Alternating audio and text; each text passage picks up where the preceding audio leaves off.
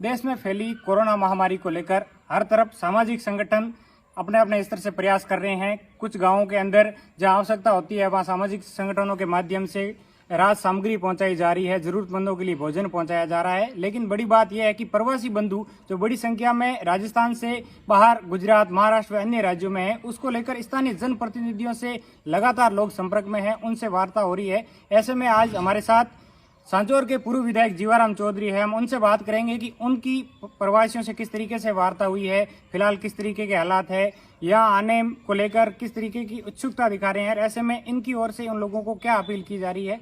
Sir, किस तरीके की जो आपसे बात हुई है प्रवासियों से, उन लोगों का क्या मैसेज है, उनकी क्या डिमांड है? अभी नहीं, उनकी डिमांड काफी लोगों का मेरे पास भिन्न भिन्न राज्यों से टेलीफोन आते हैं प्रवासी बंधुओं के, और कईयों के समस्या तो रहने की है, कईयों के छोटी मोटी समस्या खाने पीने की है, और अमूमन सबकी मंशा ये है कि हमें हमारे प्रदेश में लाया जाए।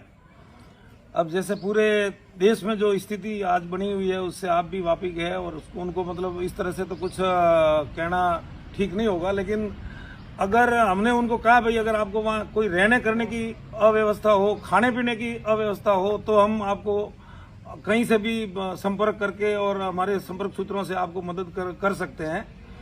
और वो लोग कह भी रहे हैं कि साहब खाने पीने के तो तब तक तो अभी तक तो हमारे पास व्यवस्था थी, लेकिन अभी अगर ज्यादा दिन और खींच गए तो हमारे लिए तकलीफ होगी।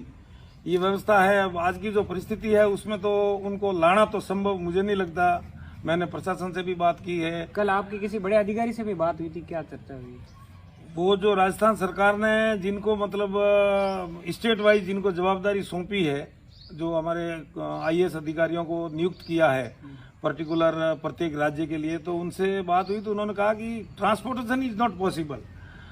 वहां उनको अगर रहने करने की, खाने पीने की, सामान की कोई व्यवस्था हो तो हम वहां के अधिकारियों से संपर्क करके उनको हम मदद करने में सक्षम हो पाएंगे, वरना आने जाने की व्यवस्था में तो अभी हमें कुछ कहना ठीक नहीं होगा। वहाँ पर भी अपने जो राजस्थानी बंधु है वो अगर कहीं कोई दिक्कत है तो किस तरीके की हर संभव उनको मदद पहुंचाने को लेकर क्या प्रयास किए जा रहे हैं? उनसे भी कोई बात हुई कि सामाजिक संगठन वहाँ पर काम नहीं, सामाजिक संगठन अपने अपने स्तर पर काम कर भी रहे हैं, और आपस में काफी अपने प्रवासी लोग आपस में एक दूसरे से कनेक्टेड है, तो एक दूसरे के सुख दुख में वो अपनी भागीदारी अपने स्तर पर तो निभा रहे हैं। लेकिन उनको सबको जल्दी है यहाँ गाँव आने की। अब वो गांव आने के लिए अभी हमारे पास या सरकार के पास जो नियम कानून के तहत है उसी में अपन कर पा रहे हैं, उसपे उसके ऊपर तो अपन भी कुछ नहीं कर पा रहे। आपकी ओर से क्या संदेश दिया जाएगा कि आप घरों में रहे, किस तरीके की? नहीं, हमने उनको कहा भाई जब तक इतने दिन आपने जैसे तैसे भी निकाल दिए हैं तो वो हमारी कर्म भूमि है जहां हम व्यापार करते हैं, व्यवस्था करते हैं, 12 मास रहते हैं, तो इतने दिन निकाल दिए तो 10-5 दिन और निकालो, और हिम्मत रख के इन दिनों को जैसे तैसे पास करो, और उसके बाद जैसे ही सुविधा होगी आप सब राजस्थान में आ जाना।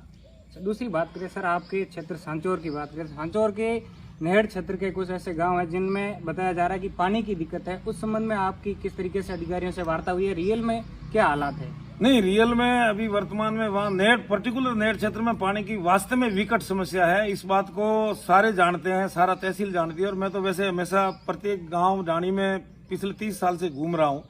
उस क्षेत्र में पीएचडी के डिपार्टमेंट की तरफ से पानी की सप्लाई की कोई व्यवस्था पिछले कई सालों से नहीं है, और वो लोग अगर जिस साल ज्यादा बारिश होती है उस साल तो कम से कम उनके वो कच्ची बेरियों से व्यवस्था चलाते हैं, और बाद में नर्मदा आने के बाद में सीजन के टाइम में तो वो लोग वितरिकाओं में पानी देते हैं, तो उनसे वो लोग काम चला लेते हैं।